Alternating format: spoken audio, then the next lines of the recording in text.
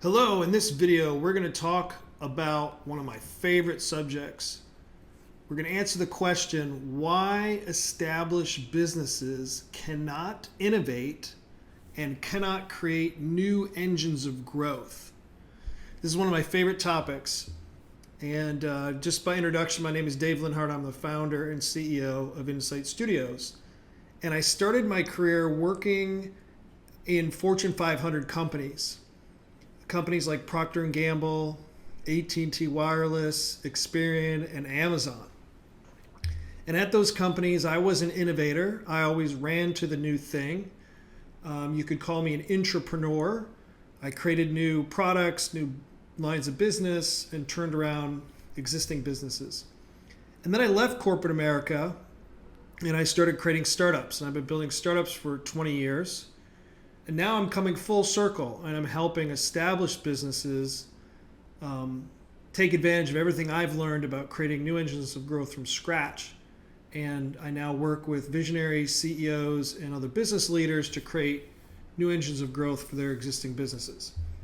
So I want to talk today about why existing businesses cannot create new engines of growth. So first of all, let's talk about innovation generally. How important is innovation?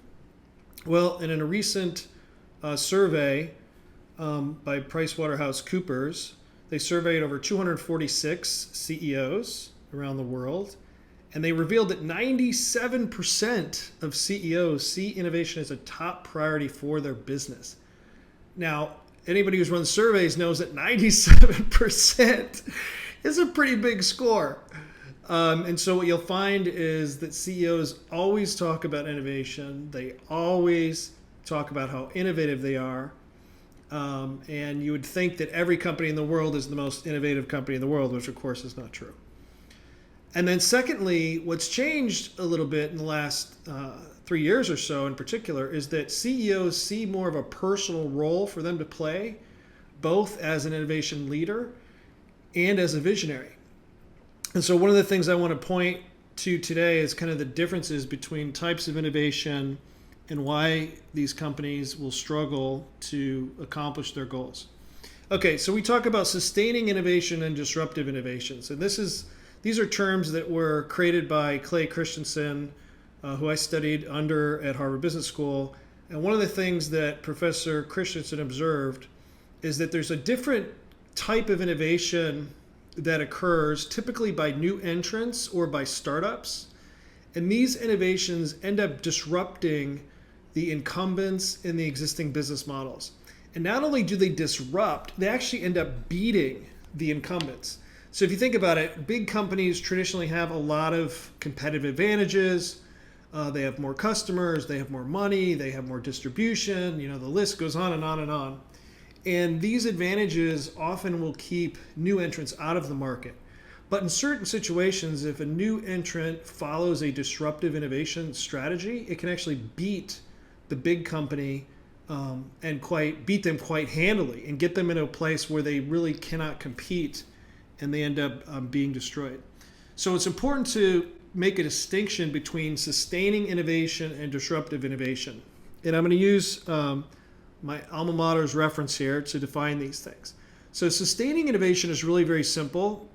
It's when a company creates a better performing product or better performing products that they sell for higher profits to its best customers.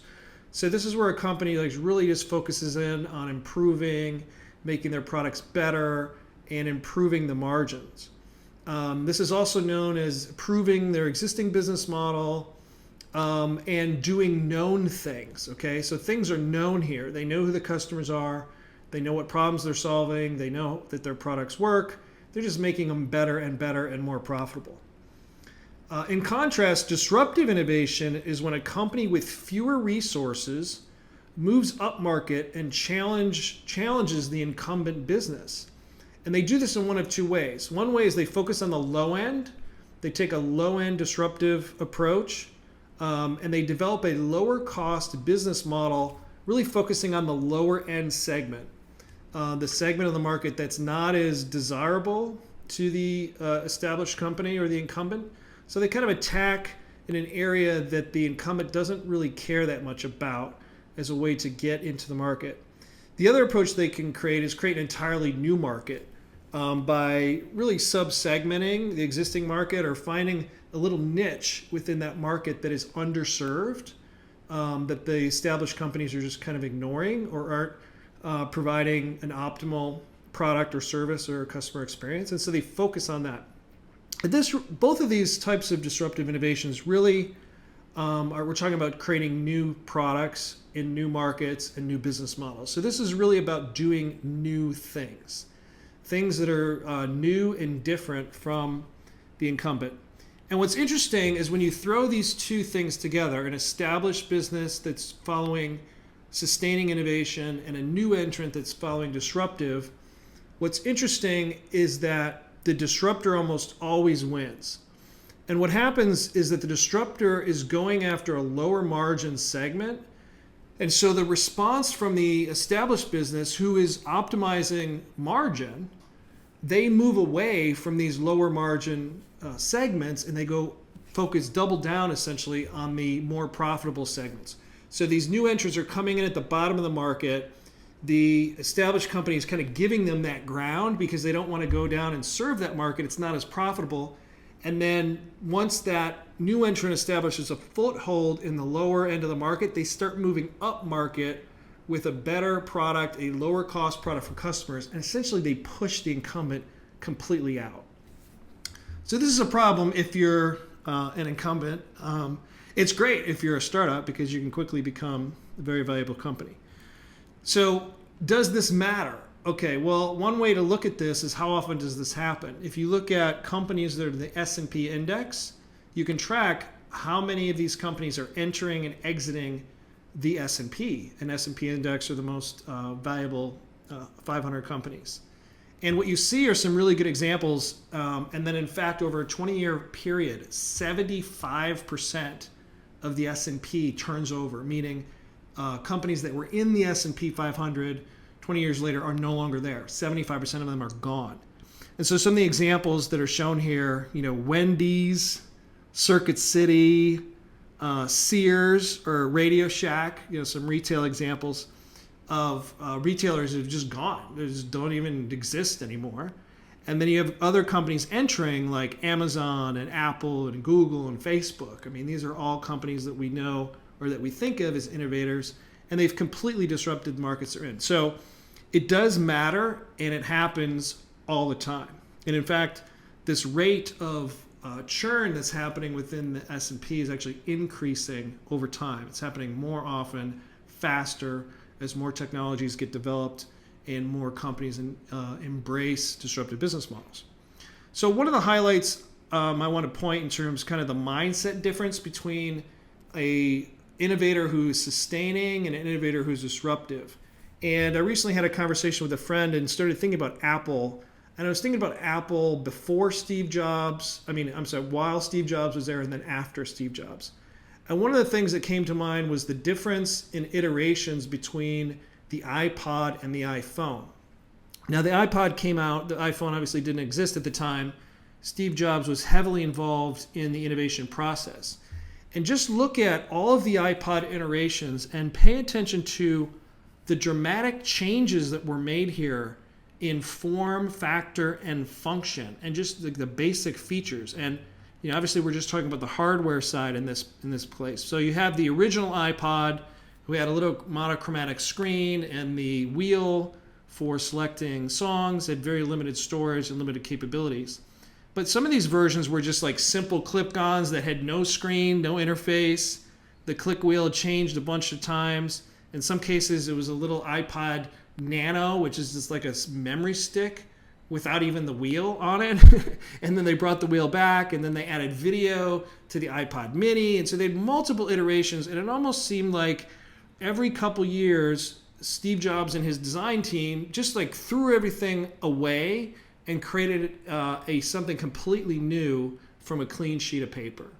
And this is one of the characteristics that you will find in a disruptor or a known innovator is just not afraid to do new things. They're not afraid to just like take the old design. I mean, yeah, it might be working, but they can see a different way to completely do it. So they just throw it away. They throw away their existing product and come up with something completely new. In contrast, think about what's been happening with the iPhone. Now, as Steve Jobs got sick and ultimately passed on, he obviously wasn't involved in the iPhone. And look at the lack of changes in the iPhone. It's basically the same product. They just keep changing the size, and there's a lot of stuff happening underneath the glass, so to speak, in terms of the technology. But they're really not throwing this away. So on the left hand of the side, you've got innovators who are not afraid to do new things, and often their mindset is, hey, what if we tried this new thing? What if we did this way? What would happen? Those that are more sustaining innovators have a mindset of like, hey, this is working pretty well. If it ain't broke, don't fix it. So you can see how different these things are, and as a result, you get different outcomes. Okay, so this is really a key concept that I want you guys to understand, and this is kind of the core reason why established companies can't really do new things. And what I mean is create new products and new markets with new business models. When you look at an established company, they're following this process on the right-hand side of this graphic. The process is essentially improving the business model. How do you improve the business model? Well, you develop forecasts and plans, and you execute better, right? So you make these incremental changes to this machine that's working well. You're just turning the crank a little bit faster. You're making some changes to the mechanism to make the business perform a little bit better. You're generating more margin, more cash flow, but you have something that's working and you're just incrementally improving it. In contrast, on the left side, when you are a disruptive innovator and you're doing new things, the things are new. So nothing is known. You don't really know how this solution is going to work. You're basically just trying stuff. So on the left, you have this iterative process of running experiments. So you design an experiment around a hypothesis, you run that experiment. Typically things are blowing up in the process because you've never done them before. You're learning from those experiments, and then you're making pivots. You're making changes.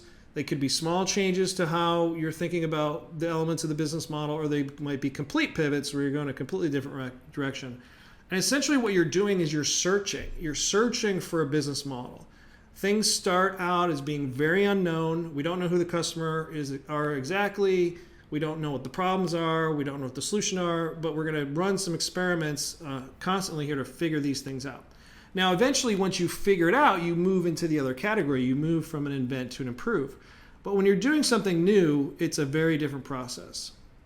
So on the left side, you've got the philosophy of, hey, we should do some new things. Let's try some new things. Let's take a risk. Let's take some chances.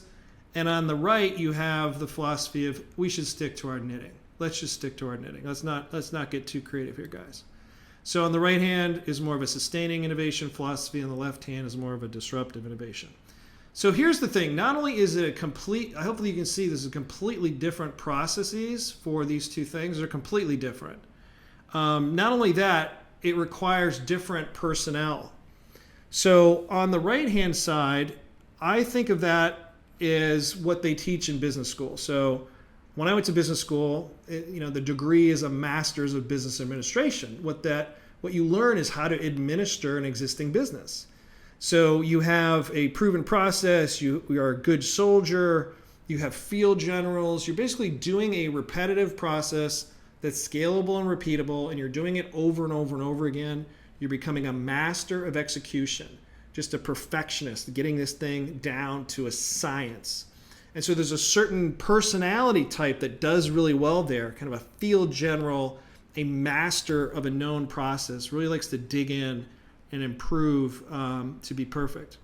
In contrast, you have on the left side what I like to call master of business creation. Now, this is not a degree that exists, but when I left corporate America and started creating startups, I essentially had to learn how to do this on my own. I was not taught how to do this in business school. And I like to think of it as a master of business creation. An MBA, master of business administration, but what if there's no business to administer? Like what if you need to create one from scratch? Well, it's a completely different process. And in this left side, you need essentially mad scientists. You need people that are not afraid to do new things. They're not afraid to break stuff. They're not afraid to have experiments blow up in the lab. And there's a real openness, flexibility, humility to this. And they're doing new things, and they know that there's going to be failure, and the cost of that failure can be high, but the benefits are also high because you're figuring out how to make it work. So one of the main challenges that established companies have, it's very hard to operate on both sides of this equation. And one of the barriers that prevents an established company from moving into the event category is there are several cultural and structural barriers. Established businesses are just not set up to do entirely new things. And I could do multiple videos on this topic. There's literally hundreds of these barriers, but I want to highlight the three, I think, most common or most obvious ones. The first barrier, cultural barrier really, is that failure is not tolerated. In an existing business, because you have a known business model that works, the emphasis is really on execution. And so if you're an employee or a leader working at one of those companies and you don't execute, it kind of makes you look bad, right? There's really no tolerance for failure. We're seeing other people having success in this business model. Why can't you have success? So if you have failure in this model, you're generally going to get fired. And so as a result, the culture doesn't really support or tolerate failure. The other barrier that you run into is when you have an existing business, you have all these checks and balances around these businesses to make sure that we're following the business model correctly. So you have legal checks and monitors, you have marketing, branding checks and monitors, you have all kinds of checks in place where people's entire career is focused on not screwing up the existing business. So when you try to do something new, that those checks and balances work as kind of like a corporate immune system. And they'll kill your ideas, they'll shut you down, they'll tell you can't do these things. And effectively, anything that deviates, any kind of foreign element that's injected into this business gets rejected and shut down. So it makes it impossible to do new things.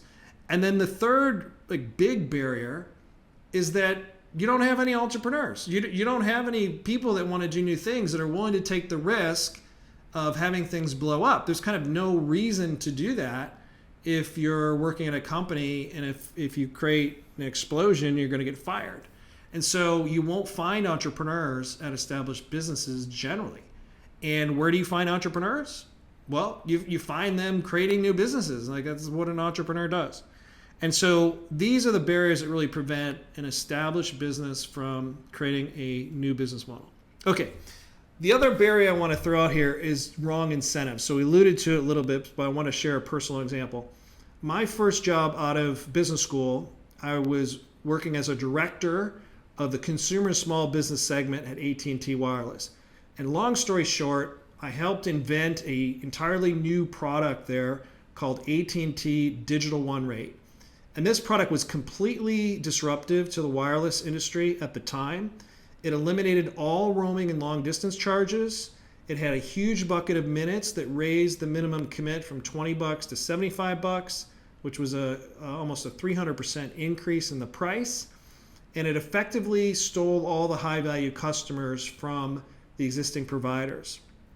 And after 90 days of launching this product, the impact on AT&T's market cap was $1.5 billion. So essentially, we created a new product that created, a unicorn in 90 days. This was really kind of right place, right time, and I was fortunate enough to kind of lead the effort on this. And so after that, this was my first kind of job. I felt like, hey, I did pretty well, this first year. I think it's fair to say, I outperformed expectations. Usually when you hire a newly minted MBA and in a director role, you don't expect to see this kind of an impact. And but the disheartening thing was I received a pretty mediocre performance review that year. I think it was on a 5-point scale, and I got like 4 out of 5. And I was criticized for being a little bit, insubordinate in terms of not fitting into the hierarchy, just kind of like going off and doing things that I thought, I believed in and obviously worked, but I wasn't exactly asking for permission. So I got a little bit of a ding on that. And then I got, this $10,000 bonus. So relative to the impact, I was like, wow, this is really out of whack. I was a big part of what created $1.5 billion when I got $10,000. So I felt pretty unappreciated and I quit. And it's not surprising in hindsight, given my entrepreneurial, DNA that's really at my core. But this is what happens to every entrepreneur that works at a big company. They want more of the upside and they can't get it in a typical performance review structure, so they leave. And as a result, you don't have entrepreneurs working there. Okay, so let's summarize. Why can't your business create new engines of growth? Number one, your entire organization is designed to improve your existing business models. It is not set up to create new business models. And as it turns out, those are completely different processes that require completely different ways of doing things and completely different personnel. Number two, you have a corporate immune system of checks and balances that will destroy any new ideas. Any ideas that deviate from the known business model will be sought out and destroyed. Number three, when doing new things, failure is a part of the process. Every innovator has to go through failure in order to learn, and your organization has no tolerance for failure. You fire people that fail. So that's a problem. Number three, you have the wrong incentives in place. Entrepreneurs, want more risk reward, more upside. They're willing to take the risk on the downside, but they want the upside. You don't have an incentive structure for entrepreneurs at all. And then finally, you just don't have any entrepreneurs working there. So those are the problems. Okay, so let's talk quickly about solutions. You can hire McKinsey. McKinsey is a great consulting firm. If you hire them for a growth project to recommend strategies for more growth, they're going to tell you can do one of three things. M&A, you can buy existing businesses. Find a successful startup out there that has a disruptive business model that's proven it. Go out and buy them. Obviously the problem with that is you're going to pay a huge premium for that asset. And then as soon as the founder's contract expires, they're going to be gone. They're not going to stick around.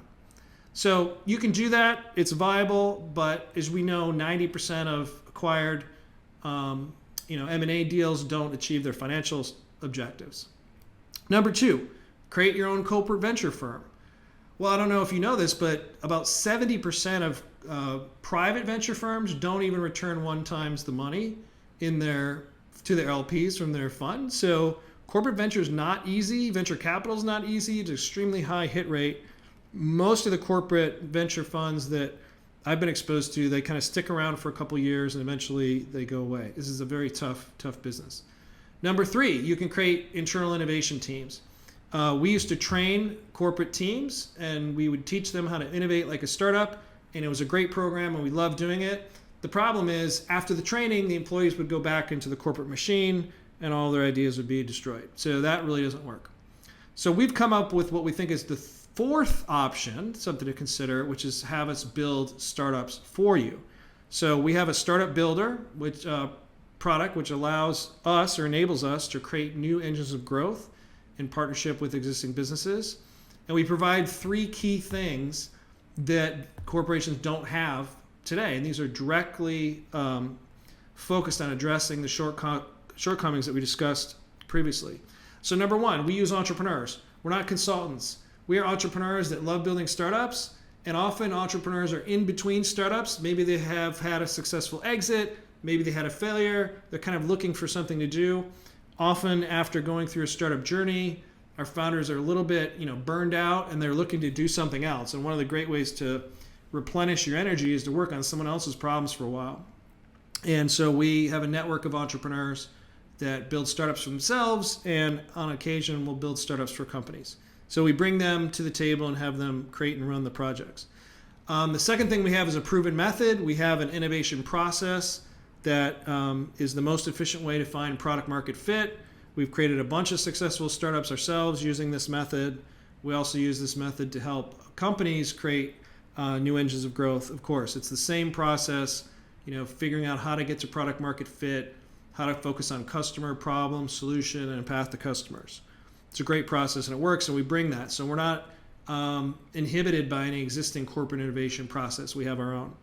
And then the third is we have an aligned incentive models. So we have an equity-based model where companies can make a balance sheet transaction, which doesn't affect their earnings or the EBITDA, and provides the founders with significant incentive to build a great company, just like they would if they were building their own startups. So if this video is helpful to you, feel free to contact me at insightstudios.co. On our homepage, there's a simple form you can fill out and ask me any questions, or a link to set up a conference call. And if you think we can be helpful, we'd love to hear from you. And if you have any other comments or thoughts, please put some comments into the video, and feel free to like and subscribe if you want to receive more videos like this in the future. Okay, thanks for your time, and I appreciate you listening, and I will see you next time.